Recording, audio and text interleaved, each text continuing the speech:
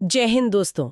आज हम इस वीडियो में अनुच्छेद 1 से 395 तक पूरा कवर करेंगे। अगर आपको अनुच्छेद याद नहीं होते तो अंत तक बने रहिए। चलिए शुरू करते हैं भाग 1 से। तो आज की हमारी चर्चा का विषय है संविधान का भाग 1, संघ और उसका राज्य क्षेत्र। इसमें अनुच्छेद 1 से 4 तक आते हैं। जी बिल्कुल। और इसमें देखिए सबसे जरूरी बात यह है कि संसद को एक विशेष अधिकार है। अच्छा। हाँ, वो ये कि राष्ट्रपति की पूर्व अनुमति पर संसद किसी भी विदेशी राज्य को भारत में मिला सकती है। चलिए तो फिर एक एक करके अनुच्छेदों को देखते हैं। अनुच्छेद 1 क्या कहता है? अनुच्छेद 1 कहता है इंडिया अर्थात भारत राज्यों का संघ है, मतलब यूनियन ऑफ स्टेट्स। राज्यों का संघ। जी। इसके बाद आता है अनुच्छेद 2 जो नए राज्यों के निर्माण से संबंधित है, और अनुच्छेद 3 वो संसद को कुछ खास शक्तियां देता है। क्या शक्तियां हैं वो? देखिए, अनुच्छेद 3 के तहत संसद किसी भी राज्य की मतलब उसकी सीमा में परिवर्तन कर सकती है। ठीक है। उसके क्षेत्र में परिवर्तन कर सकती है और उसके नाम में भी परिवर्तन कर सकती है। अच्छा, और फिर अनुच्छेद 4 उसका क्या महत्व है? अनुच्छेद 4 बहुत जरूरी है। वो ये साफ करता है कि अनुच्छेद 2 और 3 के तहत जो भी संशोधन होगा, हाँ, उसे अनुच्छेद 368 के तहत संविधान संशोधन नहीं माना जाएगा।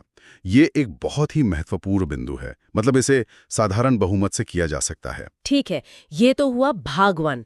अब आगे बढ़ते हैं भाग 2 की ओर, जो नागरिकता यानी सिटीजनशिप से जुड़ा है। जी, इसमें अनुच्छेद 5 से 11 तक आते हैं। तो अनुच्छेद 5 क्या कहता है? अनुच्छेद 5 में संविधान के प्रारंभ से जो नागरिकता दी गई है उसका प्रावधान है। और यहाँ एक बात जानना बहुत जरूरी है। क्या? कि हमारे देश में एकहरी नागरिकता है, सिंगल सिटीजनशिप, और ये हमने ब्रिटेन से लिया है। अच्छा, इसका मतलब हम सिर्फ भारत के नागरिक हैं, किसी राज्य विशेष के नहीं, है ना? एकदम सही। अमेरिका की तरह नहीं, वहां तो दोहरी नागरिकता है। और भारत में नागरिकता से संबंधित कोई भी कानून बनाने का अधिकार सिर्फ और सिर्फ संसद के पास है। तो पहला कानून कब बना था? पहली बार कानून बना था 1955 में, जिसे हम नागरिकता अधिनियम 1955 कहते हैं। और नागरिकता का जो पंजीकरण है वो गृह मंत्रालय में होता है। अब बात करते हैं अनुच्छेद 6 की। ये परमिट रूल के बारे में, ये क्या था? हाँ, ये असल में पाकिस्तान से भारत आए लोगों की नागरिकता से जुड़ा है। ये 19 जुलाई 1948 को लागू हुआ था। अच्छा। इसके तहत मतलब ये व्यवस्था थी कि जो लोग संविधान बनने के बाद आएंगे उन्हें नागरिकता नहीं मिलेगी। एक कट ऑफ डेट थी। और अनुच्छेद 7? वो उन लोगों के लिए था जो स्वतंत्रता के बाद भारत से पाकिस्तान चले गए, लेकिन संविधान बनने से पहले लौट आए। उन्हें नागरिकता देने की बात कही गई। ठीक है। अनुच्छेद 8, 9 और 10 तो काफी सीधे लगते हैं। 8 कहता है कि विदेशी भ्रमण या नौकरी करने पर नागरिकता खत्म नहीं होगी। जी। और अनुच्छेद 9 कहता है कि अगर कोई व्यक्ति स्वेच्छा से किसी विदेशी देश की नागरिकता ले लेता है तो उसकी भारत की नागरिकता समाप्त कर दी जाएगी। मतलब एक समय पर एक ही नागरिकता। बिल्कुल। और अनुच्छेद 10 के अनुसार भारतीयों की नागरिकता तब तक बनी रहेगी जब तक कि वो कोई देश विरोधी कार्य ना करें। और आखिर में अनुच्छेद 11 फिर से उसी बात पर जोर देता है। जी, कि नागरिकता संबंधी कानून सिर्फ और सिर्फ संसद ही बनाती है, गृह मंत्रालय इसे लागू करता है। चलिए, तो अब हम संविधान के शायद सबसे महत्वपूर्ण हिस्सों में से एक पर आते हैं, भाग 3, मूल अधिकार, फंडामेंटल राइट्स। हाँ, अनुच्छेद 12 से 35 तक इन्हें भारत का मैग्ना कार्टा भी कहा जाता है। और ये अवधारणा हमने अमेरिका के संविधान से ली है। जी, और ये अधिकार वाद योग्य हैं। इसका मतलब है कि इन्हें संविधान द्वारा संरक्षण प्राप्त है। यानी अगर किसी के मौलिक अधिकारों का हनन होता है तो वो व्यक्ति अनुच्छेद 32 के तहत सीधे सुप्रीम कोर्ट और अनुच्छेद 226 के तहत हाई कोर्ट जा सकता है। ये बहुत बड़ी शक्ति है। अच्छा, मूल संविधान में तो सुना है 7 मौलिक अधिकार थे, पर अब 6 हैं। ये बदलाव कैसे हुआ? बिल्कुल। संपत्ति का अधिकार जो पहले अनुच्छेद 31 में था, उसे 44वें संविधान संशोधन 1978 के द्वारा हटा दिया गया। ओह। अब इसे अनुच्छेद 300 क भाग 12 में रखकर एक विधिक या कानूनी अधिकार बना दिया गया है। उस समय प्रधानमंत्री कौन थे? उस समय प्रधानमंत्री मोरारजी देसाई थे। चलिए अब अनुच्छेदों को क्रम से समझते हैं। अनुच्छेद 12 में क्या है? अनुच्छेद 12 में राज्यों की परिभाषा दी गई है। राज्यों की परिभाषा? मतलब कि ये मौलिक अधिकार किसके खिलाफ मिलते हैं। तो इसमें लोकसभा, राज्यसभा, विधानसभा, Vidhan Parishad, high court, supreme court, यहाँ तक कि LIC, NCERT, SSC जैसी संस्थाएं भी शामिल हैं। अच्छा, और अनुच्छेद 13? अनुच्छेद 13 बहुत ही शक्तिशाली है। ये कहता है कि कोई भी ऐसा कानून, चाहे वो पहले बना हो, अभी हो या भविष्य में बने, अगर वो मौलिक अधिकारों का उल्लंघन करता है तो उसे सुप्रीम कोर्ट द्वारा शून्य यानी कि वॉइड घोषित कर दिया जाएगा। अब आते हैं अधिकारों के पहले समूह पर, समानता का अधिकार, अनुच्छेद 14 से 18। जी, अनुच्छेद 14 में 2 बातें हैं। पहली, विधि के समक्ष समानता, ये हमने ब्रिटेन से ली है। और दूसरी, विधि के समान संरक्षण, ये अमेरिका से ली गई है। दोनों में बारीक फर्क है। ठीक है। अनुच्छेद 15 कहता है कि जाति, धर्म, लिंग, वंश और जन्म स्थान के आधार पर किसी भी सार्वजनिक स्थान पर भेदभाव नहीं किया जाएगा। जी, और अनुच्छेद 16 लोक नियोजन यानी सरकारी नौकरियों में अवसर की समानता की बात करता है। इसी के अंतर्गत नियोजन में आरक्षण का प्रावधान भी है। फिर आता है अनुच्छेद 17 जो अस्पृश्यता यानी छुआछूत का अंत करता है, और अनुच्छेद 18 उपाधियों का अंत करता है। लेकिन इसमें एक छूट भी है ना? मास्टर जी या फिर कर्नल, जनरल वगैरह। ठीक है। अगला समूह है स्वतंत्रता का अधिकार, अनुच्छेद 19 से 22। अनुच्छेद 19 तो बहुत ही व्यापक है। बहुत व्यापक है। अनुच्छेद 19 का में विचार और अभिव्यक्ति की स्वतंत्रता दी गई है। इसके कई हिस्से हैं। जैसे पहला, अभिव्यक्ति की स्वतंत्रता।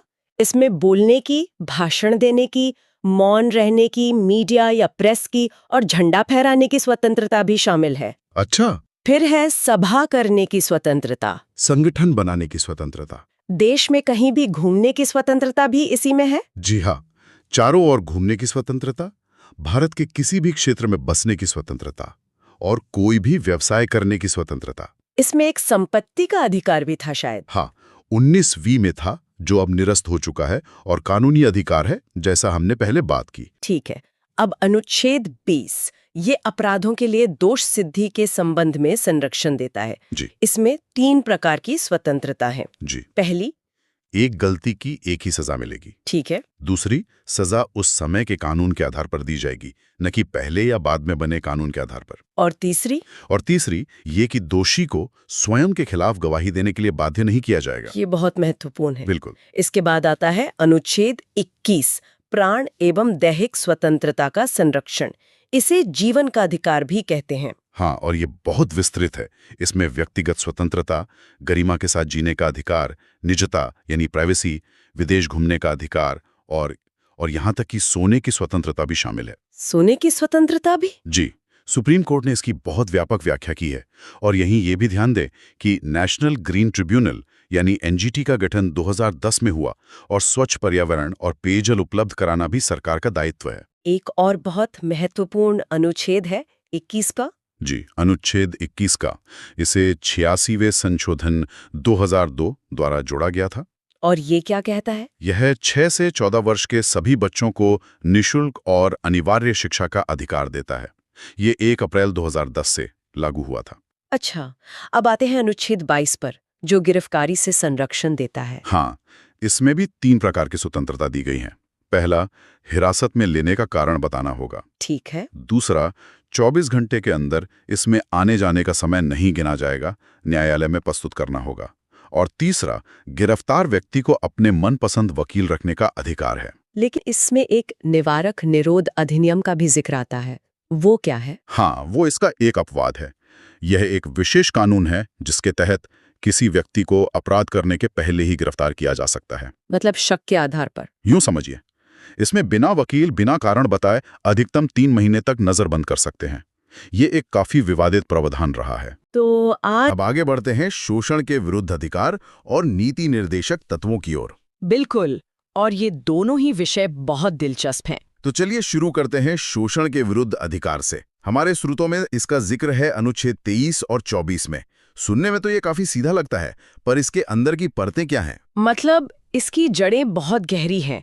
अनुच्छेद 23 वो सीधे सीधे 2 चीजों पर रोक लगाता है, बलात्श्रम और बेगारी। हाँ, फोर्स्ड लेबर यानी किसी से जबरदस्ती काम करवाना, और बेगारी यानी बिना कोई वेतन दिए काम करवाना। और ये प्रथा मतलब आजादी से पहले तो बहुत ही आम थी। खासकर जमींदारी व्यवस्था में। अच्छा। तो एक तरह से यह अनुच्छेद हर भारतीय को गरिमा के साथ काम करने का अधिकार देता है। और अनुच्छेद 24 वो तो शायद बच्चों पर केंद्रित है ना?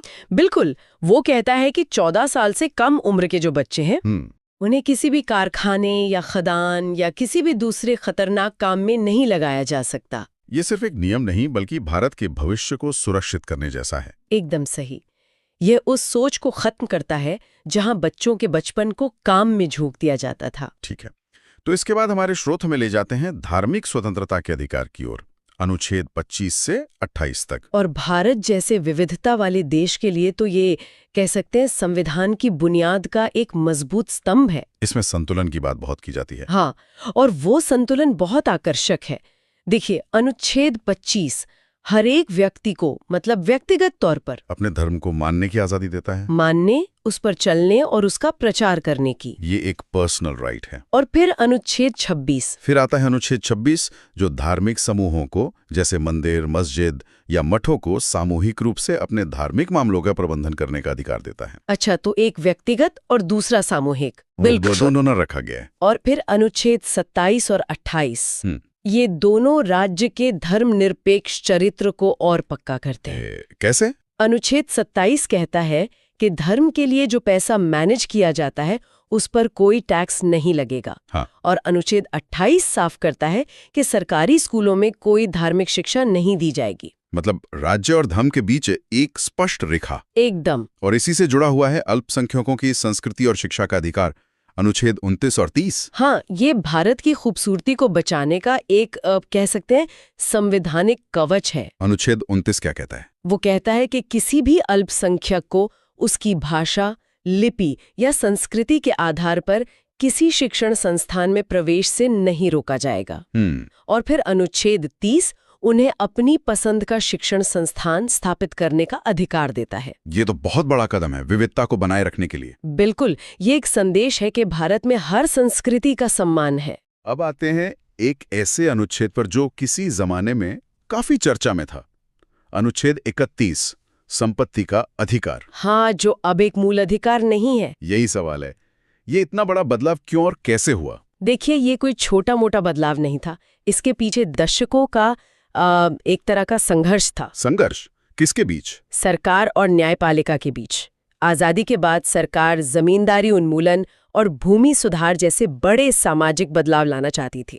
ताकि जमीन कुछ लोगों के हाथ से निकलकर आम किसानों तक पहुंचे। बिल्कुल, लेकिन यहाँ सरकार की सामाजिक न्याय की नीति और नागरिकों के संपत्ति के मूल अधिकार के बीच सीधी टक्कर हो रही थी। मतलब सरकार जमीन लेना चाहती थी और लोग कहते थे कि ये हमारा मूल अधिकार है। एकदम सही। कई सालों तक संसद और सुप्रीम कोर्ट में इसी बात पर खींचतान चलती रही। तो फिर समाधान क्या निकला? अंत में 1978 में 44वें संशोधन के जरिए सरकार ने संपत्ति के अधिकार को मूल अधिकारों की सूची से ही हटा दिया।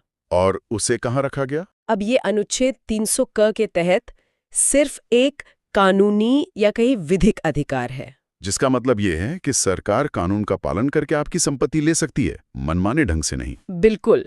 इस एक बदलाव ने भारत के समाजवादी झुकाव को एक तरह से स्पष्ट कर दिया। वाह, ये तो सिर्फ एक अनुच्छेद का हटना नहीं बल्कि एक पूरी राजनीतिक और सामाजिक कहानी है। सही बात है। अब आते हैं उस अनुच्छेद पर जिसे बाबा साहेब आम्बेडकर ने संविधान की आत्मा कहा था, अनुच्छेद 32।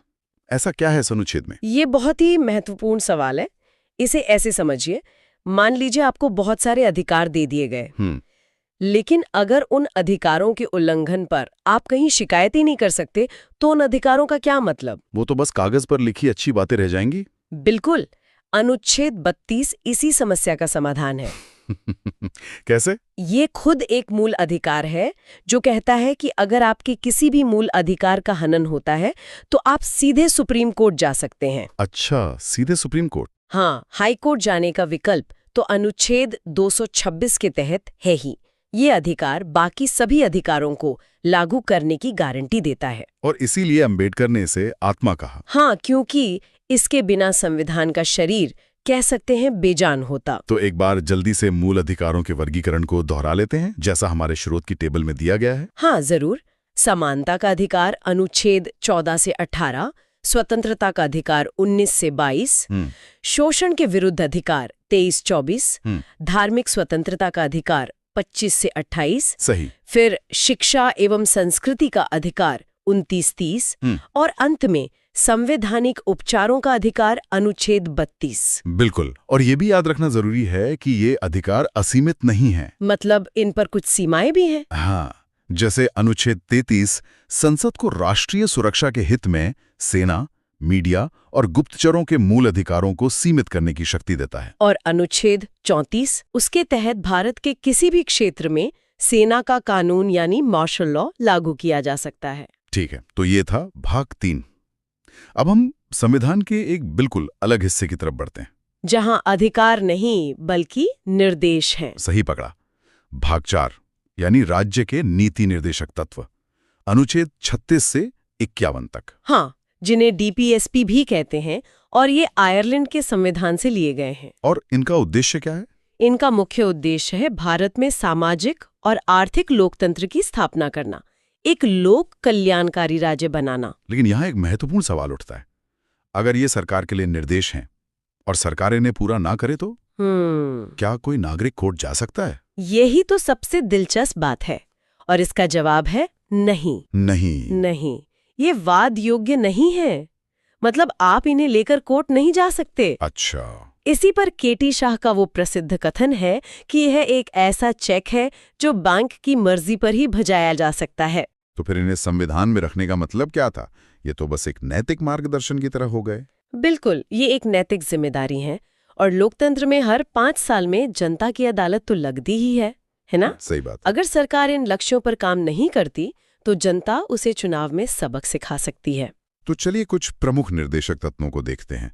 अनुच्छेद 38 लोक कल्याणकारी राज्य की बात करता है। हाँ, और अनुच्छेद 39 में समान कार्य के लिए समान वेतन का सिद्धांत है। और इसी में बाद में 42वें संशोधन से अनुच्छेद 39 क जोड़ा गया। 39 का? हाँ, 39 क, जो निःशुल्क विधिक सहायता का प्रावधान करता है, ताकि न्याय सबके लिए सुलभ हो। बिल्कुल। अनुच्छेद 40 तो बहुत ही प्रसिद्ध है, पंचायती राज का गठन। हाँ, ये गांधीवादी विचारधारा का प्रतीक है। और अनुच्छेद 44 भी आजकल बहुत चर्चा में है, समान सिविल संहिता, यूनिफॉर्म सिविल कोड। हाँ, काफी चर्चा में है। हमारे स्रोत बताते हैं कि ये सबसे पहले गोवा में और उसके बाद उत्तराखंड में लागू हुआ।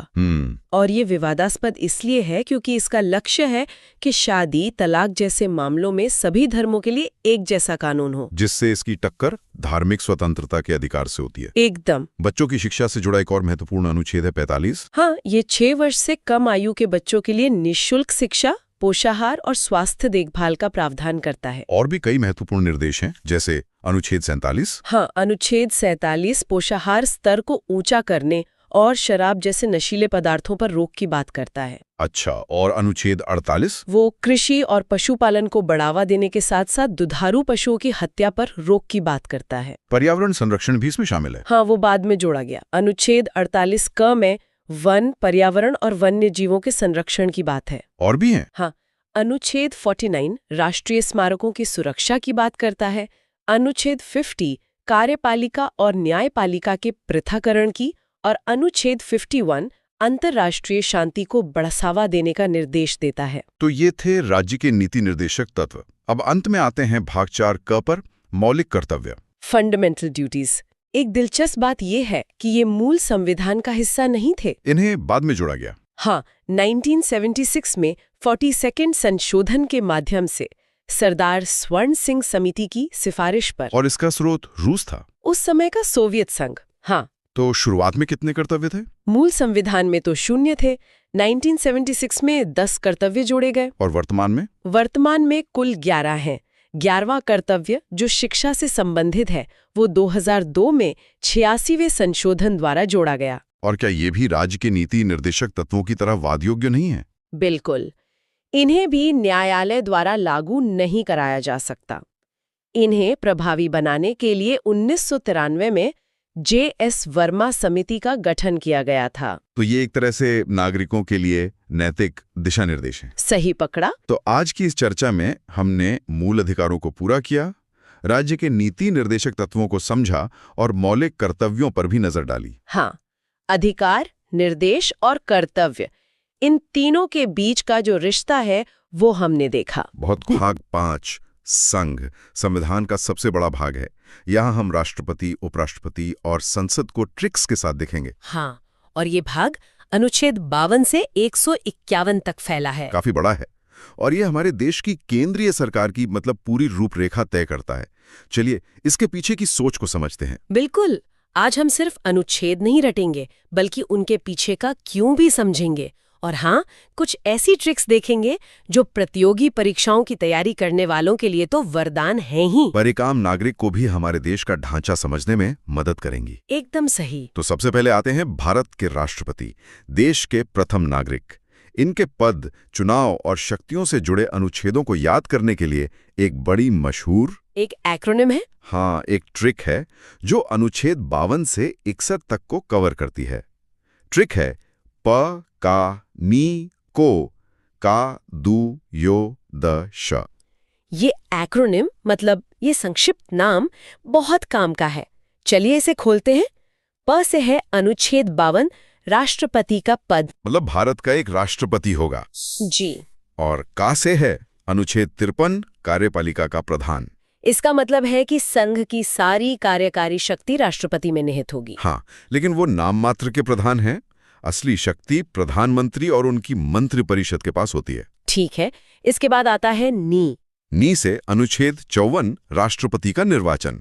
और ये एक बहुत दिलचस्प प्रक्रिया है। हाँ, इसमें कौन कौन वोट डालता है? इसमें लोकसभा, राज्यसभा और सभी राज्यों की विधानसभाओं के केवल निर्वाचित सदस्य ही वोट डालते हैं। अच्छा, तो मनोनीत सदस्य नहीं? जी नहीं, मनोनीत सदस्य यानी नॉमिनेटेड मेंबर्स इसमें हिस्सा नहीं लेते।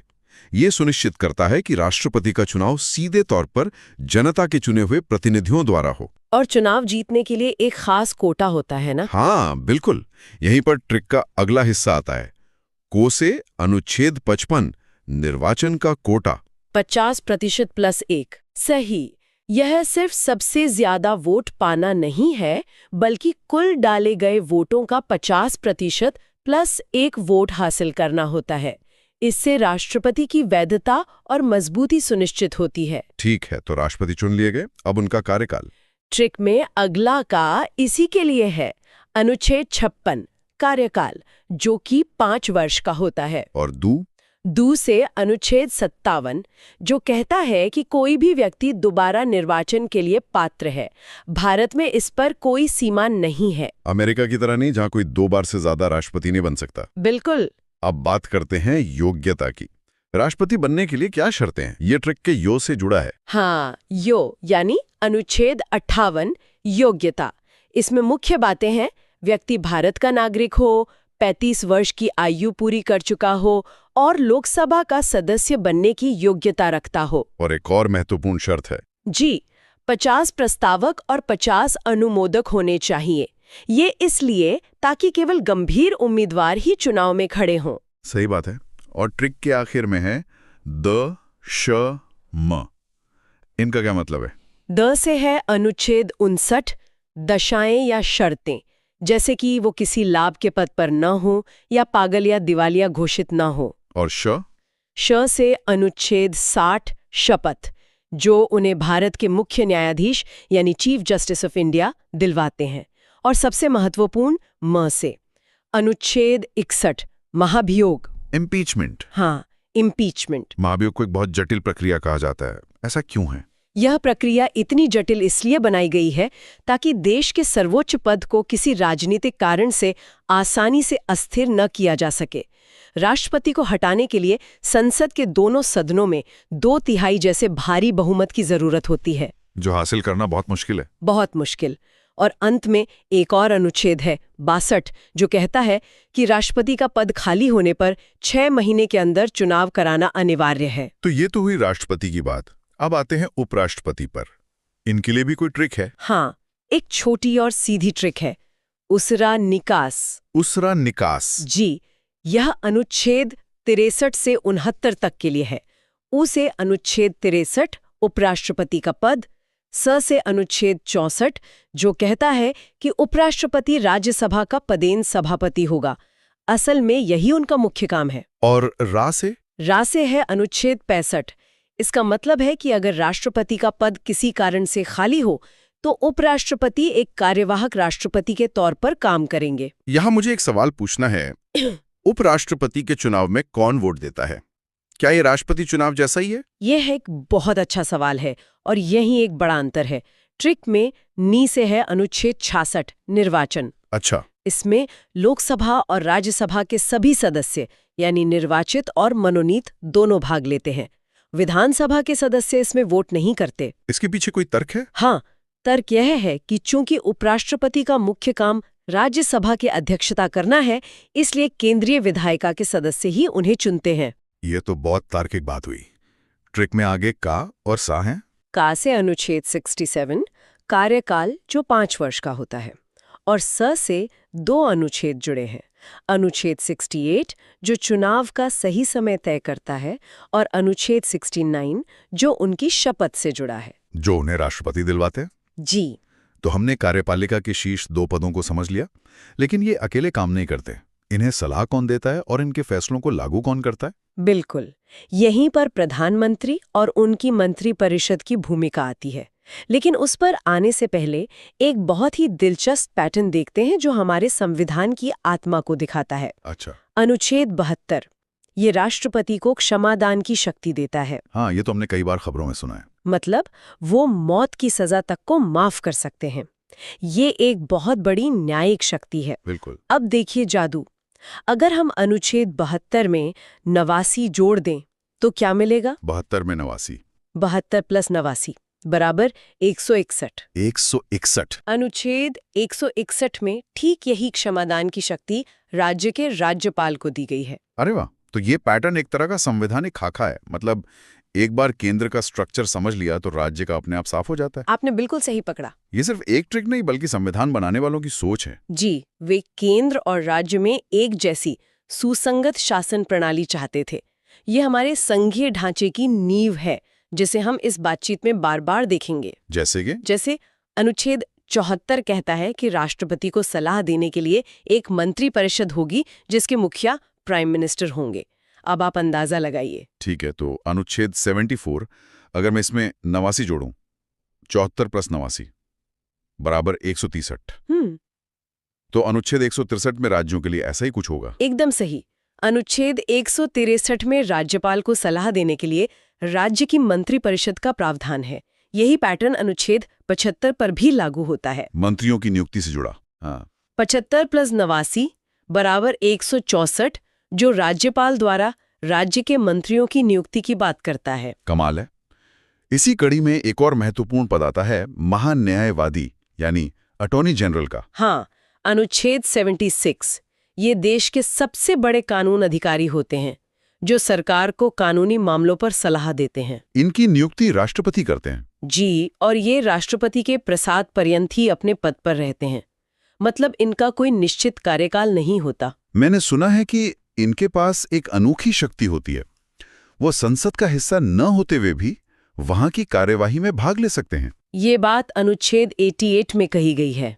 ये थोड़ा अजीब है ना? अजीब लगता है, लेकिन इसका उद्देश्य ये है कि जब भी संसद में किसी कानूनी या तकनीकी बिल पर चर्चा हो तो सरकार का पक्ष रखने के लिए देश का सबसे बड़ा कानूनी दिमाग वहां मौजूद हो। मतलब वे बोल सकते हैं, बहस में हिस्सा ले सकते हैं। जी, लेकिन वोट नहीं कर सकते क्योंकि वे जनता के चुने हुए प्रतिनिधि नहीं हैं। और मैं शर्त लगा सकता हूं कि यहां भी प्लस 89 वाला पैटर्न काम करता होगा। आपकी शर्त आप जीत गए।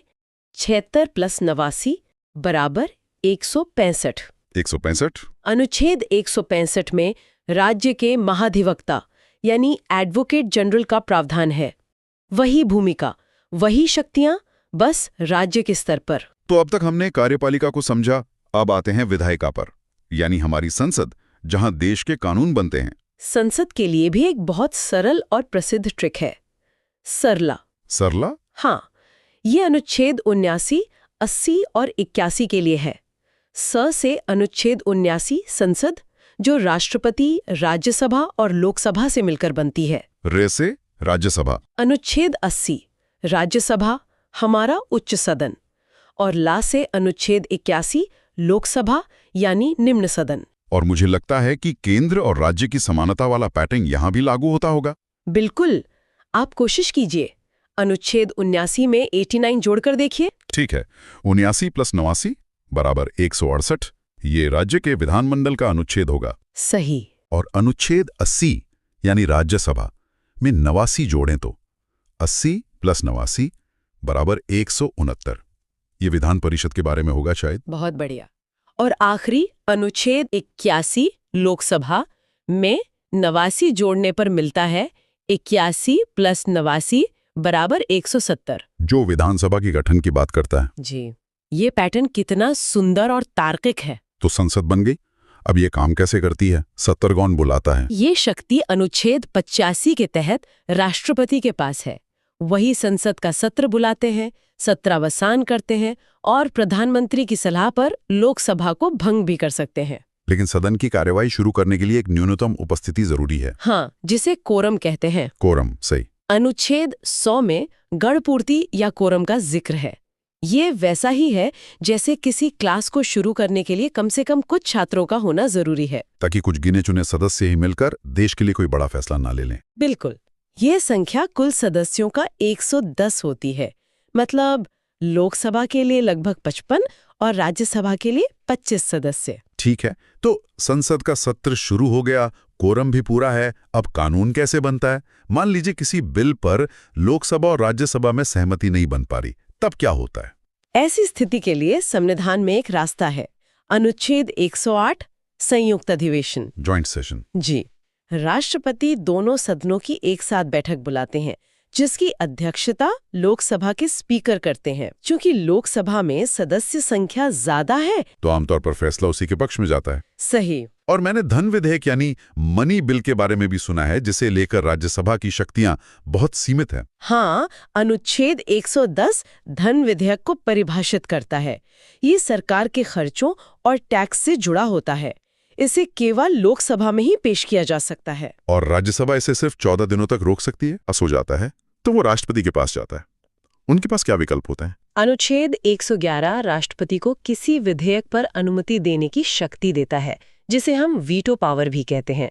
वे बिल को मंजूरी दे सकते हैं, उसे रोक सकते हैं या फिर पुनर्विचार के लिए संसद को वापस भेज सकते हैं।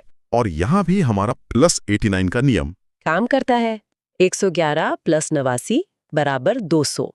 अनुच्छेद 200 राज्यपाल को राज्य के विधेयकों पर अनुमति देने की शक्ति देता है। अब बात करते हैं बजट की। मजेदार बात यह है कि हमारे संविधान में बजट शब्द है ही नहीं। ये सच है। अनुच्छेद 112 में इसे वार्षिक वित्तीय विवरण या एनुअल फाइनेंशियल स्टेटमेंट कहा गया है।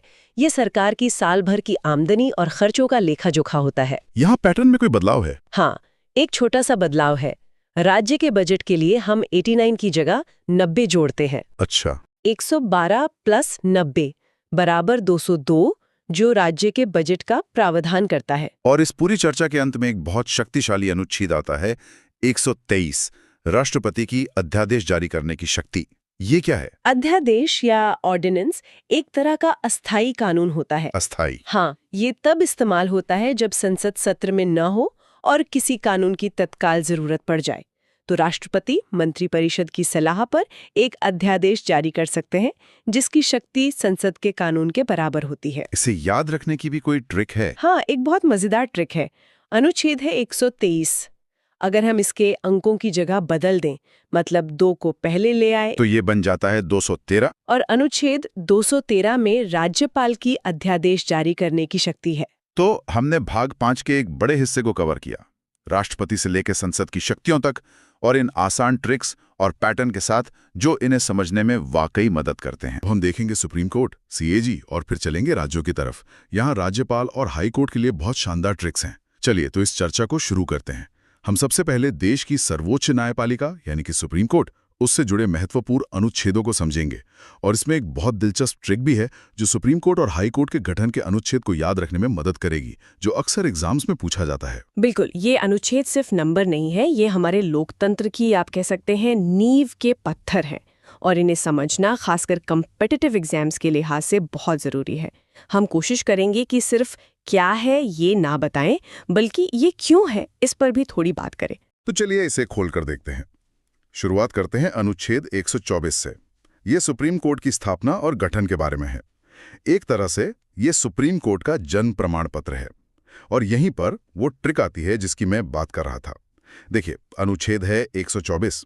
अगर हम इसके अंकों को थोड़ा फेरबदल करें तो 124 से बनता है 214, और अनुच्छेद 214 राज्यों के लिए हाई कोर्ट के गठन से संबंधित है। मतलब एक अनुच्छेद याद किया तो दूसरा मुफ्त में याद हो गया। ये तो याद रखने का एक बहुत ही शानदार तरीका है, और ये दिखाता है कि संविधान बनाने वालों ने भी एक तार्किक संरचना का पालन किया है। केंद्र और राज्य की संस्थाओं में अक्सर ऐसी समानताएं देखने को मिल ही जाती हैं। अच्छा, स्थापना के बाद आता है अनुच्छेद 125, जिसमें जजों के वेतन के बारे में बताया गया है। ये सुनने में तो बड़ा सीधा साधा लगता है, पर क्या इसके पीछे भी कोई गहरा मतलब है?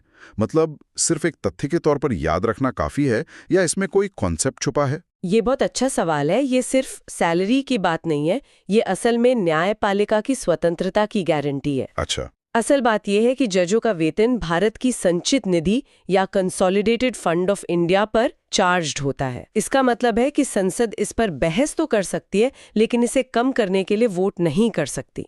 ये एक तरह की वित्तीय सुरक्षा है, ताकि कोई भी सरकार किसी फैसले से नाराज होकर जजों का वेतन काटने की धमकी ना दे सके। अरे वाह, मतलब ये एक फायरवॉल की तरह काम करता है। ये तो सच में एक बहुत महत्वपूर्ण इंसाइट है। अब अगले दो अनुच्छेद हैं 126 और 127, जो कार्यकारी मुख्य न्यायाधीश और एडॉक न्यायाधीशों की नियुक्ति से जुड़े हैं। ये तो मतलब प्रक्रियात्मक लगते हैं। हाँ, ये ऑपरेशनल अनुच्छेद है। एडहॉक यानी तदर्थ न्यायाधीशों की नियुक्ति तब की जाती है जब सुप्रीम कोर्ट में किसी केस को सुनने के लिए जजों का कोरम पूरा नहीं हो रहा हो। ये बस ये सुनिश्चित करता है कि न्याय का काम रुके नहीं। चलिए अब एक असली पावर हाउस अनुच्छेद पर आते हैं। अनुच्छेद 129। हाँ, अनुच्छेद 129 जो कहता है कि सुप्रीम कोर्ट एक अभिलेख न्यायालय यानी कोर्ट ऑफ रिकॉर्ड होगा। ये सुनने में बहुत टेक्निकल लगता है। इसका आम भाषा में क्या मतलब है? इसे एक मिसाल से समझते हैं। मान लीजिए भी सुप्रीम कोर्ट ने किसी एक केस में कोई फैसला दिया, तो वो फैसला सिर्फ उस केस के लिए नहीं है, वो पूरे देश के लिए एक नज़ीर या प्रेसिडेंट बन जाता है।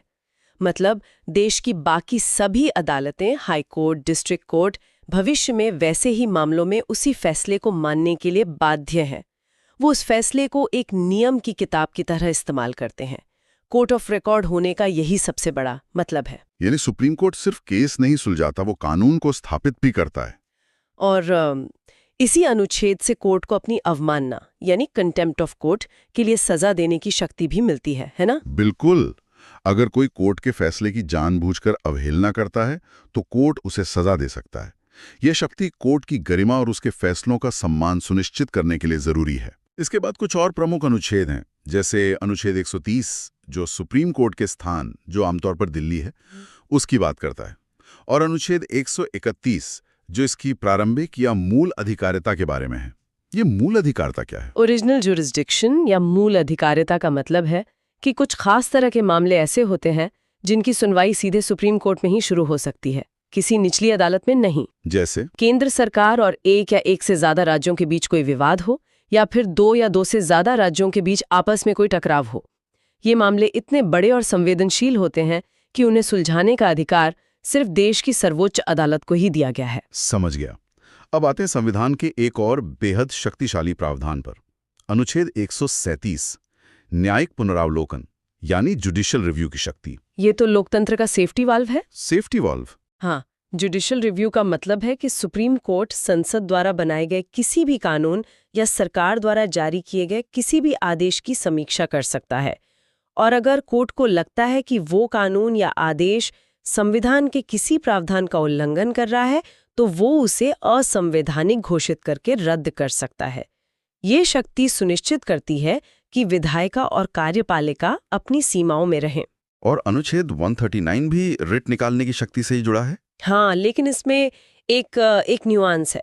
अनुच्छेद 32 के तहत सुप्रीम कोर्ट सिर्फ मौलिक अधिकारों के हनन पर रिट जारी कर सकता है, लेकिन अनुच्छेद 139 संसद को ये शक्ति देता है कि वो कानून बनाकर सुप्रीम कोर्ट को मौलिक अधिकारों के अलावा अन्य मामलों में भी रिट जारी करने का अधिकार दे सके। अच्छा, और आखिर में सुप्रीम कोर्ट से जुड़े 2 और अनुच्छेद जो हमेशा याद रखने चाहिए। एक तो है अनुच्छेद 141 जो कहता है कि सुप्रीम कोर्ट का कानून देश की सभी अदालतों पर बाध्यकारी है, और दूसरा अनुच्छेद 143, जिसके तहत राष्ट्रपति सुप्रीम कोर्ट से सलाह ले सकते हैं। इस पर अक्सर सवाल बनता है कि क्या ये सलाह राष्ट्रपति के लिए मानना जरूरी है? नहीं, बिल्कुल नहीं। राष्ट्रपति सलाह मांग तो सकते हैं, लेकिन उस सलाह को मानने के लिए वो बाध्य नहीं है। और इसी तरह सुप्रीम कोर्ट भी सलाह देने के लिए बाध्य नहीं है। हालांकि आमतौर पर वो सलाह देता है, ये एक सलाहकारी अधिकारिता है, बाध्यकारी नहीं। तो ये थी सुप्रीम कोर्ट की कहानी, जो सिर्फ एक अदालत नहीं बल्कि संविधान की संरक्षक है। अब उस संस्था की ओर बढ़ते हैं जो देश के खजाने की संरक्षक है। मेरा मतलब है कंट्रोलर एंड ऑडिटर जनरल, यानी भारत का नियंत्रक एवं महालेखा परीक्षक। जी, कंट्रोलर एंड ऑडिटर जनरल को पब्लिक पर्स का वॉचडॉग भी कहा जाता है। इनका काम ये देखना है कि सरकार ने जो पैसा संसद से मंजूर करवाया, वो सही तरीके से सही जगह पर खर्च हुआ भी या नहीं। इससे जुड़े 3 प्रमुख अनुच्छेद हैं। अनुच्छेद 148 में कंट्रोलर एंड ऑडिटर जनरल के पद की बात की गई है, और अनुच्छेद 149 उनकी शक्तियों और कर्तव्यों को बताता है। इनकी सबसे बड़ी शक्ति क्या है? इनकी सबसे बड़ी शक्ति है इनका दायरा। कंट्रोलर एंड ऑडिटर जनरल सिर्फ केंद्र सरकार ही नहीं, बल्कि सभी राज्य सरकारों और सरकारी कंपनियों के खातों की भी जांच करता है। ये एक बहुत बड़ी जिम्मेदारी है, और इस काम को बिना किसी डर या दबाव के करने के लिए उन्हें कार्यकाल की सुरक्षा दी गई है। उन्हें हटाना उतना ही मुश्किल है जितना सुप्रीम कोर्ट की जज को हटाना। तो ये अपनी रिपोर्ट किसे देते हैं? अनुच्छेद 151 इसी बारे में है ना? जी। अनुच्छेद 151 के अनुसार कंट्रोलर एंड ऑडिटर जनरल केंद्र सरकार से जुड़ी अपने ऑडिट रिपोर्ट राष्ट्रपति को सौंपते हैं, और राष्ट्रपति उसे संसद के दोनों सदनों के पटल पर रखवाते हैं।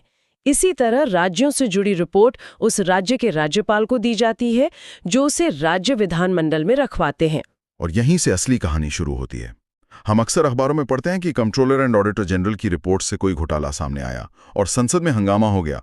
तो क्या कंट्रोलर एंड ऑडिटर जनरल किसी को सजा दे सकता है? नहीं, कंट्रोलर एंड ऑडिटर जनरल का काम सजा देना नहीं है। वो एक ऑडिटर है, प्रोसिक्यूटर नहीं। लेकिन उनकी रिपोर्ट बहुत शक्तिशाली होती है। जब वो रिपोर्ट संसद की पब्लिक अकाउंट्स कमेटी यानी लोक लेखा समिति के पास जाती है, तो वो सरकारी अधिकारियों से सवाल जवाब करती है। मीडिया में बहस होती है और सरकार पर राजनीतिक दबाव बनता है। तो कंट्रोलर एंड ऑडिटर जनरल की असली ताकत उनकी रिपोर्ट की प्रामाणिकता और उसके द्वारा पैदा की जाने वाली जवाबदेही में है। बहुत बढ़िया। तो केंद्र की इन 2 बड़ी संस्थाओं के बाद अब हम संविधान के भाग 6 में प्रवेश करते हैं, जो राज्यों से संबंधित है। यह अनुच्छेद 152 से 237 तक फैला है। अनुच्छेद 152 में राज्य की परिभाषा दी गई है। और अब आता है वो हिस्सा जहां एक शानदार ट्रिक हमारा काम आसान कर देगी। ये राज्यपाल से संबंधित अनुच्छेदों के लिए है, 153 से 159 तक। ये ट्रिक कॉम्पिटिटिव एग्जाम की तैयारी करने वालों के बीच बहुत लोकप्रिय है। ट्रिक है रकानिका यस। मैं इसे बहुत धीरे और स्पष्ट रूप से बोलता हूं, रा का नी का य स। चलिए अब इस कोड को डिकोड करते हैं। अनुच्छेद 153 में रा से है राज्यपाल का पद। अनुच्छेद 154 में का से है कार्यपालिका शक्ति। इसका मतलब है कि राज्य की सारी एग्जीक्यूटिव पावर राज्यपाल में निहित होगी। बिल्कुल, लेकिन यहाँ एक लेकिन है। राज्यपाल राज्य का नाममात्र यानी नॉमिनल हेड होता है। वास्तविक शक्तियां तो मुख्यमंत्री की अध्यक्षता वाली मंत्री परिषद के पास होती हैं, ठीक वैसे ही जैसे केंद्र में राष्ट्रपति और प्रधानमंत्री के बीच होता है। 56 में अगले का से है कार्यकाल, जो टेक्निकली राष्ट्रपति के प्रसाद पर्यंत यानी प्लेजर ऑफ द प्रेसिडेंट होता है। फिर अनुच्छेद 157 में य से है योग्यता, और अनुच्छेद 158 में स से है सेवा की शर्तें। ये ट्रिक तो बिल्कुल सटीक बैठती है। और इस क्रम के ठीक बाद आता है अनुच्छेद 159, जो शपथ या ओथ से संबंधित है। राज्यपाल को शपथ उस राज्य के हाई कोर्ट के मुख्य न्यायाधीश दिलाते हैं। तो रकानी का यस और उसके ठीक बाद शपथ, ये पूरा क्रम याद रखने में बहुत मदद करता है। बिल्कुल। अब राज्यपाल से जुड़े कुछ और महत्वपूर्ण अनुच्छेद देखते हैं। अनुच्छेद 161 में राज्यपाल की क्षमादान शक्ति है। ये राष्ट्रपति की क्षमादान शक्ति से कैसे अलग है? मुख्य अंतर यह है कि राज्यपाल मृत्युदंड यानी डेथ सेंटेंस को पूरी तरह माफ नहीं कर सकता। वो उसे सस्पेंड या कम्यूट कर सकता है, लेकिन पार्डन नहीं कर सकता। ये शक्ति सिर्फ राष्ट्रपति के पास है। अच्छा, अब राज्य की कार्यपालिका में आगे बढ़ते हैं। अनुच्छेद 163 में मंत्री परिषद है, जिसके प्रमुख चीफ मिनिस्टर होते हैं। अनुच्छेद 164 कहता है कि चीफ मिनिस्टर की नियुक्ति राज्यपाल करेंगे। और फिर है अनुच्छेद 165, महाधिवक्ता यानी एडवोकेट जनरल। एडवोकेट जनरल राज्य सरकार का सर्वोच्च विधि अधिकारी होता है, ठीक उसी तरह जैसे अटॉर्नी जनरल केंद्र सरकार का होता है। इनका काम राज्य सरकार को कानूनी सलाह देना और कोर्ट में उनका पक्ष रखना है। चलिए, अब राज्य की विधायिका की बात करते हैं। अनुच्छेद 168 में विधानमंडल का प्रावधान है। फिर आता है अनुच्छेद 169, जो विधान परिषद के सृजन या समाप्ति से संबंधित है। ये प्रक्रिया काफी दिलचस्प है। हाँ, ये बहुत यूनिक है। किसी राज्य में विधान परिषद बनानी है या खत्म करनी है, इसका प्रस्ताव पहले उस राज्य की विधानसभा को विशेष बहुमत से पारित करना होता है। फिर वो प्रस्ताव संसद के पास जाता है और अगर संसद उसे साधारण बहुमत से पास कर दे, तब जाकर विधान परिषद बनती या खत्म होती है। तो अंतिम शक्ति संसद के हाथ में है। इसके बाद अनुच्छेद 170 विधानसभा की संरचना और 171 विधान परिषद की संरचना के बारे में है। और आगे बढ़ें तो अनुच्छेद 178 विधानसभा के अध्यक्ष और उपाध्यक्ष की बात करता है और 182 विधान परिषद के सभापति और उपसभापति की। और राज्य स्तर पर 2 और अनुच्छेद जो सीधे राष्ट्रपति और संसद वाले अनुच्छेदों से जुड़े हैं। एक है अनुच्छेद 202 राज्य का वार्षिक बजट और दूसरा है अनुच्छेद 213 राज्यपाल की अध्यादेश यानी ऑर्डिनेंस जारी करने की शक्ति। यहाँ भी एक पैटर्न है। राष्ट्रपति की अध्यादेश शक्ति अनुच्छेद 123 में है और राज्यपाल की 213 में। देखिए, 1, 2, 3 से बनता है 2, 1, 3। अंकों का वही खेल। ये छोटी छोटी ट्रिक्स कॉन्सेप्ट्स को जोड़ने में बहुत मदद करती हैं। ये तो कमाल का कनेक्शन है। और अब आते हैं राज्य की न्यायपालिका पर। सबसे पहले अनुच्छेद 214 जो कहता है कि राज्यों के लिए हाई कोर्ट का गठन होगा। याद है हमारी पहली ट्रिक 124 से 214। जी बिल्कुल। फिर आता है अनुच्छेद 226 जिसके तहत हाई कोर्ट रिट जारी कर सकता है। ये नागरिकों के मौलिक अधिकारों की रक्षा के लिए एक बहुत शक्तिशाली उपकरण है। और अंत में अनुच्छेद 233 जो जिला कोर्ट यानी डिस्ट्रिक्ट कोर्ट की स्थापना से संबंधित है। यहाँ एक बात अक्सर पूछी जाती है कि सुप्रीम कोर्ट यानी अनुच्छेद 32 और हाई कोर्ट अनुच्छेद 226 इनकी रिट शक्तियों में क्या फर्क है? तो बात यह है कि मौलिक अधिकारों के मामले में दोनों रिट जारी कर सकते हैं, लेकिन हाई कोर्ट का रिट क्षेत्राधिकार कुछ मामलों में सुप्रीम कोर्ट से भी व्यापक है। वो मौलिक अधिकारों के अलावा अन्य कानूनी अधिकारों अदर लीगल राइट्स के हनन पर भी रिट जारी कर सकता है। तो शुरू करते हैं भाग 7 से, जो एक तरह की ऐतिहासिक पहेली है। यह अब संविधान का हिस्सा ही नहीं है। सही कहा। भाग 7 जिसमें सिर्फ एक अनुच्छेद था 238, उसे 1956 में 7वें संविधान संशोधन के जरिए हटा दिया गया। देखिए, आज़ादी के बाद भारत में राज्यों की अलग अलग श्रेणियां थीं। लिस्ट ए में वो राज्य थे जो सीधे ब्रिटिश गवर्नर के अधीन थे, फिर रियासतें थीं और इसी तरह के दूसरे वर्गीकरण थे। अच्छा। तो 1956 के राज्य पुनर्गठन कानून ने इन सब को खत्म करके एक जैसे राज्य और केंद्र शासित प्रदेश बना दिए। इसलिए इस पुराने वर्गीकरण वाले भाग 7 की जरूरत ही नहीं रही। मतलब ये संविधान का एक ऐसा पन्ना है जिसे समय के साथ बदल दिया गया। इसके ठीक बाद आता है भाग 8 जो यूनियन टेरिटरी यानी केंद्र शासित प्रदेशों से जुड़ा है। हाँ, इसके अनुच्छेद 239 से 242 तक है। ये अनुच्छेद इन प्रदेशों के प्रशासन की पूरी रूपरेखा तैयार करते हैं कि उनका शासन राष्ट्रपति द्वारा नियुक्त प्रशासक के जरिए कैसे चलेगा और संसद उनके लिए कानून कैसे बना सकती है। ए और 9B इन्हें स्थानीय स्वशासन की नींव कहा जाता है। ये सिर्फ एक कानूनी बदलाव नहीं था, ये सत्ता के विकेंद्रीकरण का एक बहुत बड़ा प्रयोग था। सोचिए, इससे पहले दिल्ली या राज्यों की राजधानियों में बैठे लोग गांव की सड़क के नाली के लिए फैसले लेते थे। जी। इन संशोधनों ने फैसला लेने की ताकत सीधे गांव और शहर के लोगों के हाथ में दे दी। तो सबसे पहले भाग 9 की बात करते हैं जो पंचायतों से जुड़ा है। जी, भाग 9 को 73वें संविधान संशोधन 1993 द्वारा जोड़ा गया। इसमें अनुच्छेद 243A से लेकर 243O तक शामिल है। ये ग्रामीण भारत में त्रिस्तरीय पंचायती राज व्यवस्था की स्थापना करता है, यानी ग्राम स्तर पर ग्राम पंचायत, ब्लॉक स्तर पर पंचायत समिति और जिला स्तर पर जिला परिषद। इसने न केवल स्थानीय शासन को संवैधानिक दर्जा दिया, बल्कि महिलाओं और SC/ST समुदायों के लिए आरक्षण सुनिश्चित करके सामाजिक न्याय की दिशा में भी एक बड़ा कदम उठाया। और फिर शहरों के लिए भी इसी तर्ज पर एक व्यवस्था बनाई गई। लेकिन क्या शहरी और ग्रामीण स्थानीय निकायों की शक्तियां और समस्याएं एक जैसी हैं या संविधान उन्हें अलग-अलग तरह से देखता है? बहुत अच्छा सवाल है। संविधान दोनों की जरूरतें अलग अलग समझता है। इसीलिए उसी साल 74वें संशोधन 1993 द्वारा भाग 9A जोड़ा गया, जो नगर पालिकाओं से संबंधित है। इसमें अनुच्छेद 243 से लेकर 243 तक हैं। अच्छा। शहरों की समस्याएं अलग होती हैं, जैसे शहरी नियोजन, पानी की सप्लाई, कूड़ा प्रबंधन।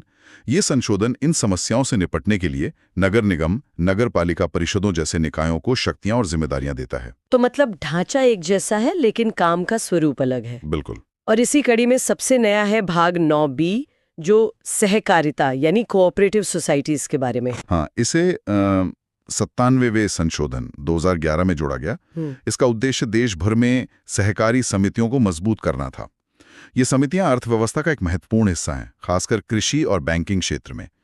यह संशोधन उनके लोकतांत्रिक, स्वायत्त और पेशेवर कामकाज को बढ़ावा देने के लिए नियम तय करता है। तो हमने देखा कि सत्ता कैसे सबसे निचले स्तर तक पहुंचती है, लेकिन संविधान कुछ क्षेत्रों के लिए विशेष प्रावधान भी करता है, जैसा कि भाग 10 में है। बिल्कुल। भाग 10 अनुसूचित और जनजातीय क्षेत्रों के प्रशासन से संबंधित है। इसका मुख्य अनुच्छेद है 244।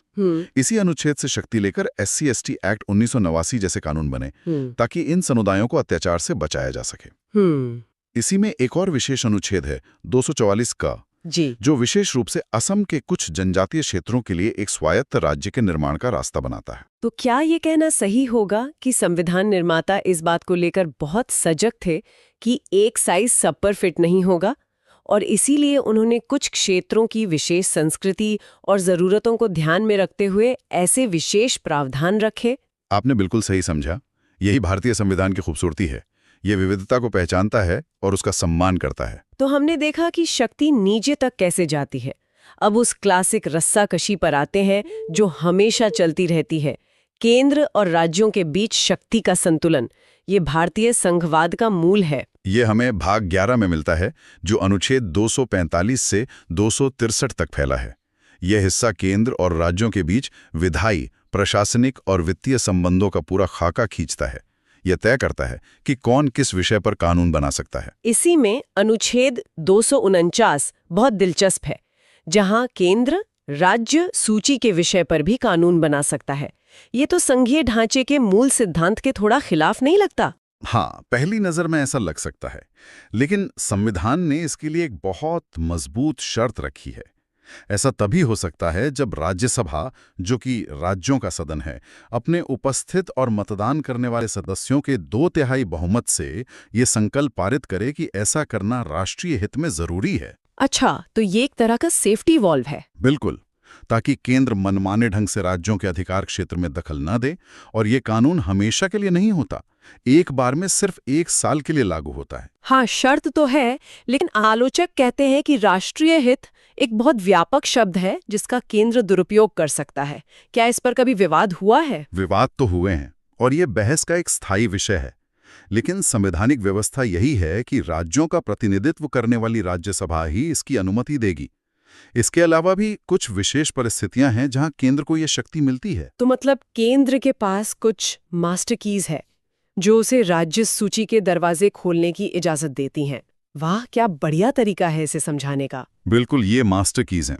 पहली, अनुच्छेद 250, जो राष्ट्रीय आपातकाल के दौरान संसद को राज्य सूची के किसी भी विषय पर कानून बनाने की शक्ति देता है। ओके। दूसरी, अनुच्छेद 252, जब 2 या 2 से अधिक राज्य खुद संसद से ऐसा करने का अनुरोध करें। और तीसरी, अनुच्छेद 253, किसी अंतर्राष्ट्रीय संधि या समझौते को लागू करने के लिए। और इस तीसरे मामले में तो राज्यों की अनुमति की भी जरूरत नहीं होती। जी नहीं, बिल्कुल जरूरत नहीं होती। ये तो शक्तियों के बंटवारे की बात हुई, लेकिन जब राज्यों के बीच ही विवाद हो जाए, जैसे नदी जल को लेकर, जो कि एक बहुत ही संवेदनशील मुद्दा है, तो संविधान क्या रास्ता दिखाता है? संविधान ने इसके लिए भी शांतिपूर्ण समाधान का तंत्र बनाया है। अनुच्छेद 262 संसद को अंतर नदीय जल विवादों के निपटारे के लिए कानून बनाने की शक्ति देता है, और इसी के तहत समय समय पर विभिन्न नदी जल विवाद न्यायाधिकरणों का गठन होता है। और इसके अलावा अनुच्छेद 263 अंतर्राज्यीय परिषद की स्थापना का प्रावधान करता है। ये एक मंच है जहां राज्य और केंद्र मिलकर आपसी विवादों को सुलझा सकते हैं और बेहतर समन्वय बना सकते हैं। तो ये तो हुई पैसे और कानून की बात, लेकिन इन कानूनों को लागू करने और प्रशासन को चलाने के लिए संसाधन भी तो चाहिए। सारा खेल तो आखिर में वित्त पर ही आकर टिकता है। बिल्कुल सही। इसका जवाब हमें भाग 12 में मिलता है, जो वित्त, संपत्ति और अनुबंधों से संबंधित है। इसके अनुच्छेद 264 से 300 तक हैं। ये केंद्र राज्य के वित्तीय संबंधों की रीढ़ हैं। इसमें सबसे जरूरी बातें क्या हैं? सबसे पहले अनुच्छेद 265, जो लोकतंत्र का एक मूल सिद्धांत स्थापित करता है। इसका सीधा सा मतलब है, सरकार अपनी मर्जी से जनता पर कोई भी टैक्स नहीं लगा सकती। पहले कानून पास करवाना होगा। हाँ, पहले उसे संसद से बाकायदा कानून पास करवाना होगा। नो टैक्सेशन विदाउट रिप्रेजेंटेशन वाला सिद्धांत यहीं से आता है। और ये सारा पैसा जो टैक्स से आता है, वो जाता कहाँ है? वो जाता है भारत की संचित निधि, यानी कंसोलिडेटेड फंड में, जिसका प्रावधान अनुच्छेद 266 में है। इसे आप सरकार के मेन सैलरी अकाउंट की तरह समझ सकते हैं, जिसमें सारा पैसा आता है और जिससे संसद की अनुमति से ही सारे खर्चे होते हैं। और अगर अचानक कोई आपदा आ जाए और संसद का सत्र न चल रहा हो, तब क्या होगा? उसके लिए संविधान ने एक इमरजेंसी फंड बनाया है, आकस्मिक निधि यानी कंटिंजेंसी फंड, जिसका वर्णन अनुच्छेद 267 में है। इसे सरकार का इमरजेंसी क्रेडिट कार्ड या एक गुल्लक समझ सकते हैं, जो राष्ट्रपति के पास रखी होती है ताकि अचानक आई मुसीबत के लिए संसद की मंजूरी का इंतजार न करना पड़े। और बाद में स्वीकृति ली जाती है? हाँ, बाद में संसद से इसकी स्वीकृति ले ली जाती है। वित्त आयोग के बारे में भी बहुत सवाल पूछे जाते हैं। इसकी भूमिका क्या है? अनुच्छेद 280 के तहत राष्ट्रपति हर 5 साल में एक वित्त आयोग का गठन करते हैं। वित्त आयोग की भूमिका एक निष्पक्ष रेफरी की तरह है, जो ये तय करता है कि टैक्स रूपी केक का कितना बड़ा हिस्सा केंद्र को मिलेगा और कितना राज्यों को। ये सिर्फ बंटवारे की सिफारिश नहीं करता, बल्कि ये भी बताता है कि राज्यों को सहायता कैसे दी जाए। इसकी सिफारिशें भारत के राजकोषीय संघवाद की नींव हैं। और संपत्ति का अधिकार, जो कभी मौलिक अधिकार था, उसका क्या हुआ? उसे 44वें संविधान संशोधन 1978 द्वारा मौलिक अधिकारों की सूची से हटाकर भाग 12 में ही अनुच्छेद 300 क के तहत एक कानूनी अधिकार बना दिया गया। अच्छा, तो अब ये एक कानूनी अधिकार है। जी। इसका मतलब ये है कि सरकार कानून की प्रक्रिया का पालन किए बिना किसी को उसकी संपत्ति से वंचित नहीं कर सकती, लेकिन अब ये मौलिक अधिकार नहीं है जिसके उल्लंघन पर आप सीधे सुप्रीम कोर्ट जा सकें। तो हमने कानून, प्रशासन और वित्त की बात कर ली, लेकिन इन सबको चलाने के लिए जो लोग चाहिए, यानी हमारी नौकरशाही, जिसे भारत का स्टील फ्रेम भी कहते हैं, उनके बारे में संविधान क्या कहता है? उसके लिए हमें भाग 14 पर आना होगा, जो संघ और राज्यों के अधीन सेवाओं से संबंधित है। हर सिविल सेवा एस्पिरेंट के लिए ये बहुत जरूरी है। इसमें अनुच्छेद 312 अखिल भारतीय सेवाओं यानी all India services, IAS, IPS और IFS की बात करता है। और इसमें एक दिलचस्प बात है ना? हाँ, दिलचस्प बात यह है कि कोई नई अखिल भारतीय सेवा बनाने का अधिकार भी केवल राज्यसभा के पास है, ताकि राज्यों की सहमति सुनिश्चित हो सके। और इन अधिकारियों की भर्ती प्रक्रिया की निष्पक्षता कैसे सुनिश्चित की जाती है? उसके लिए है अनुच्छेद 315। ये संघ के लिए एक संघ लोक सेवा आयोग यानी यूनियन पब्लिक सर्विस कमीशन और हर राज्य के लिए एक राज्य लोक सेवा आयोग के गठन की बात करता है। यही संस्थाएं सरकार के दबाव से मुक्त रहकर योग्यता के आधार पर भर्ती प्रक्रिया सुनिश्चित करती हैं। इसी भाग में एक और हिस्सा बाद में जोड़ा गया, भाग 14 क, जो प्रशासनिक न्यायाधिकरणों यानी ट्रिब्यूनल्स की स्थापना की बात करता है, ताकि सरकारी कर्मचारियों के सेवा संबंधी विवादों का तेजी से निपटारा हो सके। और अंत में वो तंत्र जो इस पूरे लोकतांत्रिक ढांचे को शक्ति देता है, जो सरकारें बनाता और बदलता है, यानी निर्वाचन। हाँ, लोकतंत्र का महापर्व। इसका जिक्र है भाग 15 में अनुच्छेद 324 से 329 तक। ये भारत में स्वतंत्र और निष्पक्ष चुनाव की पूरी व्यवस्था की गारंटी देता है। इसमें 2 अनुच्छेद सबसे महत्वपूर्ण माने जाते हैं। बिल्कुल, इसमें 2 अनुच्छेद सबसे महत्वपूर्ण हैं। कौन-कौन से? पहला है अनुच्छेद 324। ये संसद, राज्य विधानमंडलों, राष्ट्रपति और उपराष्ट्रपति के चुनावों के संचालन, निर्देशन और नियंत्रण के लिए एक स्वतंत्र निर्वाचन आयोग के गठन का प्रावधान करता है। यही आयोग है जो ये सुनिश्चित करता है कि चुनाव निष्पक्ष हों। इसे असीम शक्तियां दी गई हैं। और दूसरा अनुच्छेद जो सीधे हम नागरिकों से जुड़ा है, वो है अनुच्छेद 326, जो वयस्क मताधिकार के सिद्धांत को स्थापित करता है। ये कहता है कि लोकसभा और राज्यों की विधानसभाओं के चुनाव वयस्क मताधिकार के आधार पर होंगे। कोई भी नागरिक जो 18 वर्ष से अधिक आयु का है और कानून द्वारा अयोग्य नहीं है, उसे धर्म, जाति, लिंग या जन्मस्थान के आधार पर भेदभाव किए बिना मतदान का अधिकार होगा। एक व्यक्ति एक वोट एक मूल्य। जी, यही एक व्यक्ति एक वोट एक मूल्य का महान सिद्धांत है जो हर नागरिक को बराबर बनाता है। तो आज हमने भाग 7 से लेकर भाग 15 तक का एक लंबा सफर तय किया। हमने देखा कि कैसे संविधान ने भाग 16 जो कुछ वर्गों के लिए विशेष उपबंधों की बात करता है, तो भाग 16 का जिक्र आते ही सबसे पहले आरक्षण शब्द दिमाग में आता है। हमारे संविधान निर्माताओं ने राजनीतिक प्रतिनिधित्व सुनिश्चित करने के लिए क्या व्यवस्था की? उन्होंने इसकी नींव बहुत मजबूती से रखी है। अनुच्छेद 330 सीधे लोकसभा में सीटों के आरक्षण की बात करता है। इसके तहत अनुसूचित जातियों यानी एससी के लिए 84 और अनुसूचित जनजातियों एसटी के लिए 47 सीटें आरक्षित की गई हैं। और ये आंकड़े जनसंख्या के अनुपात पर आधारित हैं, है ना? बिल्कुल, और समय समय पर बदलते भी हैं। इसी तरह अनुच्छेद 332 राज्यों की विधानसभाओं में एससी और एसटी समुदायों के लिए सीटें आरक्षित करता है। और एक एंग्लो इंडियन समुदाय का भी तो प्रावधान था, जिसे लेकर हाल ही में काफी चर्चा हुई थी। हाँ था। ये एक बेहतरीन सवाल है कि ये था ही क्यों? हाँ, मतलब आजादी के वक्त इस समुदाय के लिए ये खास प्रावधान रखे ही क्यों गए थे? देखिए, आजादी के समय एंग्लो इंडियन समुदाय बहुत छोटा था और चुनाव जीतकर सदन में आना उनके लिए लगभग नामुमकिन था। तो संविधान निर्माताओं को लगा कि उनकी आवाज संसद और विधानसभाओं में सुनी जानी चाहिए। तो उन्होंने मनोनयन का रास्ता चुना। जी, अनुच्छेद 331 के तहत राष्ट्रपति लोकसभा में 2 सदस्य और अनुच्छेद 333 के तहत राज्यपाल विधानसभा में 1 सदस्य मनोनीत कर सकते थे। तो फिर इतने सालों बाद इन्हें हटाने के पीछे क्या सोच थी? क्या ये अप्रासंगिक हो गए थे? कह सकते हैं। सरकार का तर्क था कि अब इस समुदाय की आबादी काफी कम हो गई है, तो 104वें संविधान संशोधन 2020 के जरिए इस प्रावधान को आगे नहीं बढ़ाया गया। अच्छा, तो ये 104वां संशोधन था। हाँ, और इसी संशोधन ने एक और महत्वपूर्ण काम किया। अनुच्छेद 334 के तहत SC/ST के लिए जो आरक्षण है वो हर 10 साल में समाप्त हो जाता है, जिससे संसद को आगे बढ़ाना पड़ता है। हाँ, तो 104वें संशोधन ने इस आरक्षण को 2020 से बढ़ाकर 2030 तक कर दिया, लेकिन एंग्लो इंडियन वाले मनोनयन को आगे नहीं बढ़ाया, तो वो प्रभावी रूप से समाप्त हो गया। ठीक है, तो सीटों में आरक्षण तो दे दिया, लेकिन अगर किसी के साथ भेदभाव हो रहा हो या उनके अधिकारों का हनन हो रहा हो, तो वो शिकायत लेकर कहाँ जाए?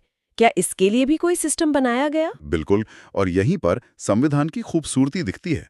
उसने सिर्फ अधिकार नहीं दिए, बल्कि उन अधिकारों की रक्षा के लिए संस्थाएं भी बनाई। अच्छा, यहाँ एक पैटर्न देखिए।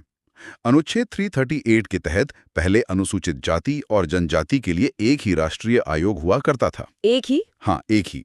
लेकिन बाद में ये महसूस किया गया कि दोनों समुदायों के मुद्दे और जरूरतें अलग-अलग हैं, तो इसमें बदलाव किया गया। तो इन्हें अलग-अलग कर दिया गया? जी हाँ, संविधान में संशोधन करके इसे बांटा गया।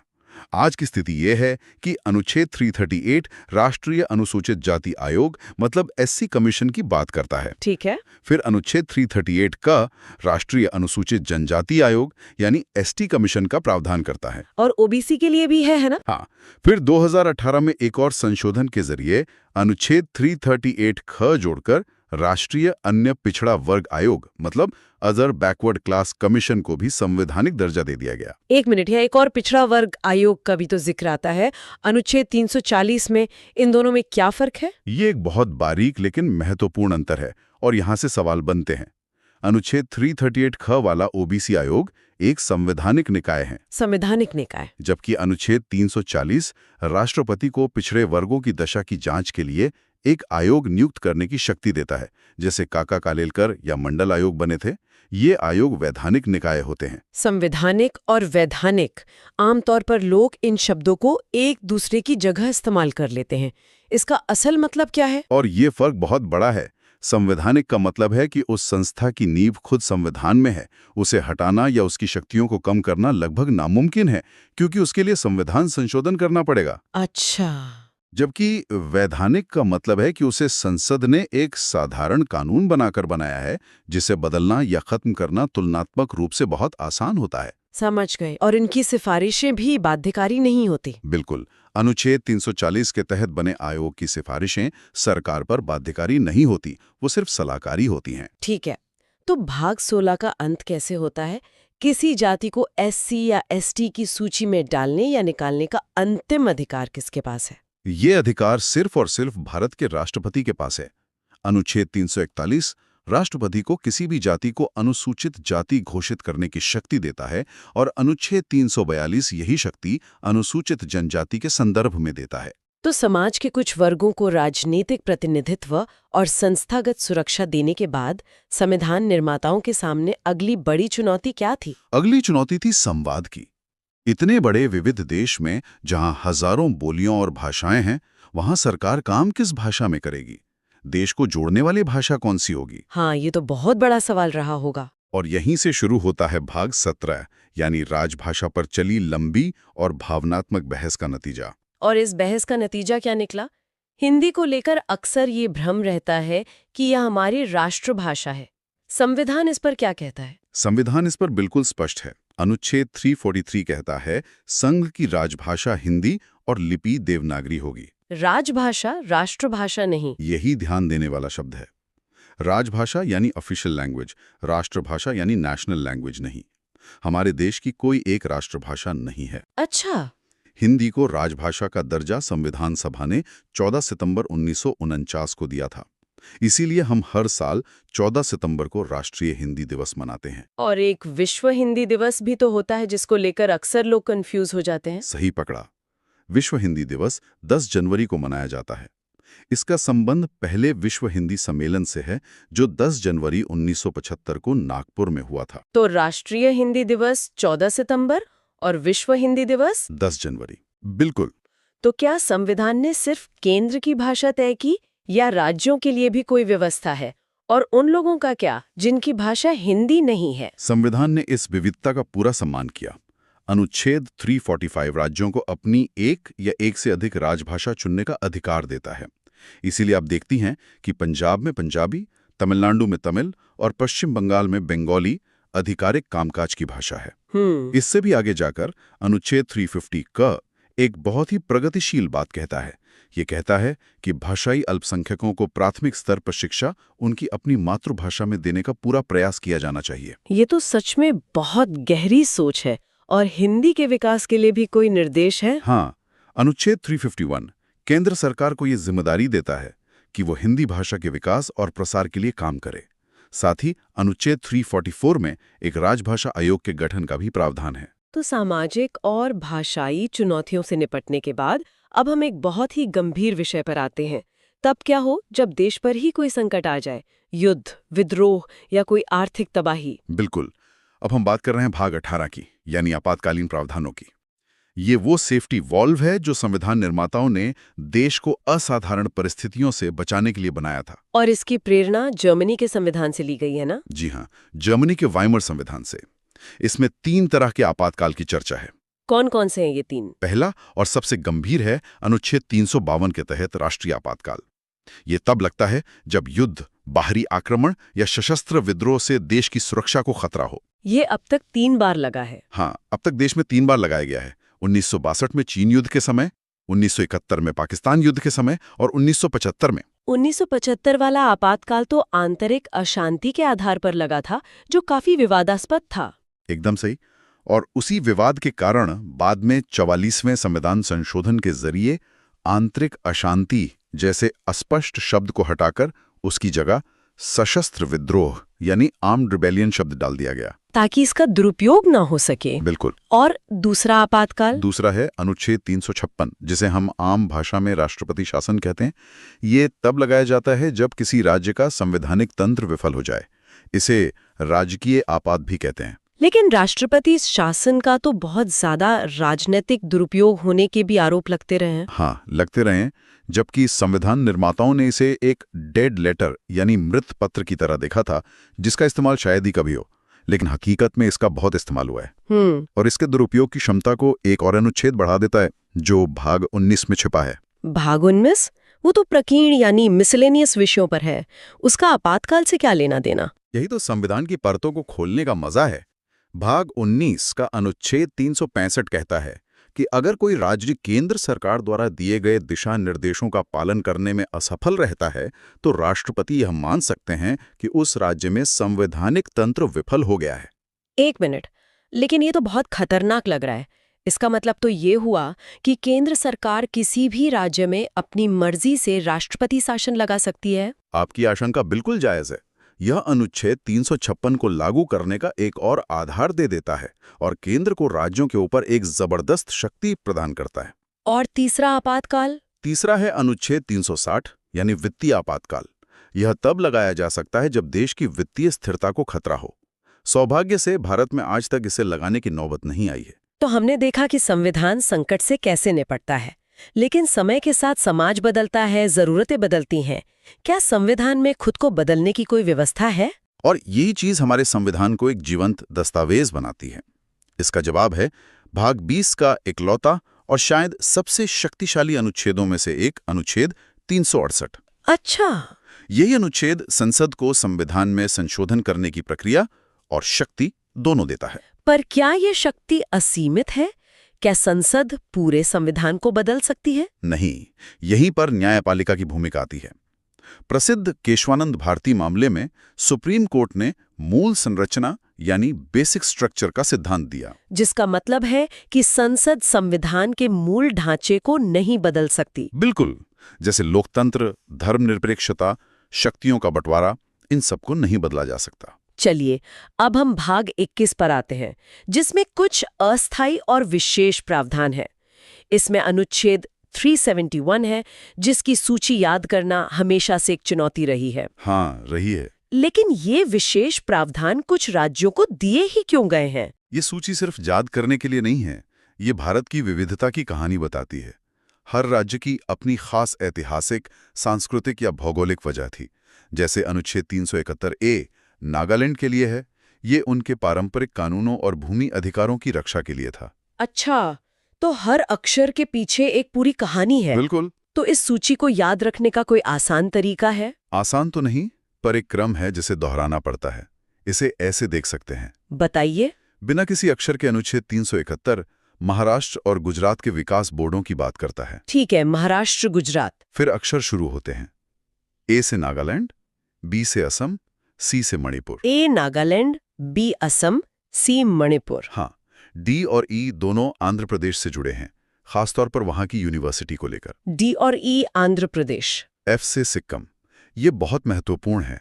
जी से मिजोरम, एच से अरुणाचल प्रदेश, आई से गोवा और अंत में जे से कर्नाटक। वाह, ये क्रम तो याद रखना पड़ेगा। हाँ, मैंने तो इसे एक कहानी बनाकर याद किया था, पर वो थोड़ी लंबी हो जाएगी। तो अब हम संविधान के बिल्कुल अंत में आ गए हैं। भाग 22। इस महान दस्तावेज का समापन कैसे होता है? इसका समापन भाषणों से नहीं, बल्कि कुछ अंतिम औपचारिकताओं से होता है जो दस्तावेज को पूरा करती हैं। अनुच्छेद 393 इस दस्तावेज का संक्षिप्त नाम बताता है, भारत का संविधान, द कॉन्स्टिट्यूशन ऑफ इंडिया। जी। और इसके लागू होने की तारीख? वो अनुच्छेद 394 में बताई गई है, 26 जनवरी 1950। ठीक है। हालांकि ये जानना दिलचस्प है कि नागरिकता, चुनाव जैसे कुछ जरूरी अनुच्छेद 26 नवंबर 1949 को ही लागू कर दिए गए थे। मजे की बात है, हमारा संविधान मूल रूप से तो सिर्फ अंग्रेजी में लिखा गया था। इसके हिंदी संस्करण का क्या हुआ? बहुत अच्छा पॉइंट है।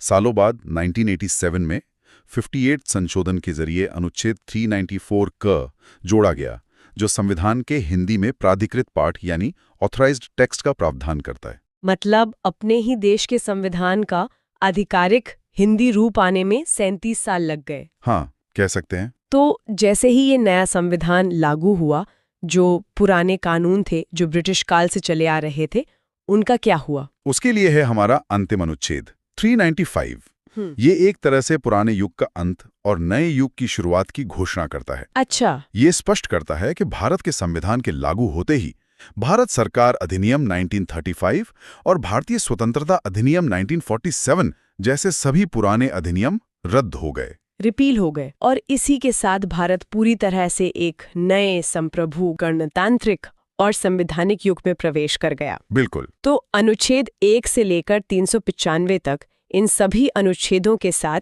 हमने भारतीय संविधान की अपनी यात्रा पूरी की।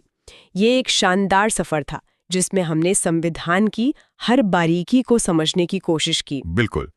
हमने देखा कि कैसे हमारा संविधान सिर्फ नियमों की किताब नहीं, बल्कि एक राष्ट्र के सपनों, आकांक्षाओं और चुनौतियों का प्रतिबिंब है। तो इस पूरी यात्रा के अंत में हमारे श्रोताओं के लिए आज का विचारणीय प्रश्न क्या है? आज जब हमने अनुच्छेद 368 यानी संविधान संशोधन की प्रक्रिया को देखा, तो ये एक गहरा प्रश्न उठाता है। संविधान की मूल संरचना की अवधारणा जिससे न्यायालय ने विकसित किया है, क्या वो संसद की संशोधन की शक्ति पर एक जरूरी नियंत्रण है ताकि संविधान की आत्मा बची है, या फिर ये जनता द्वारा चुनी हुई विधायिका के अधिकार क्षेत्र में एक न्यायिक अतिक्रमण है? इस पर सोचिएगा।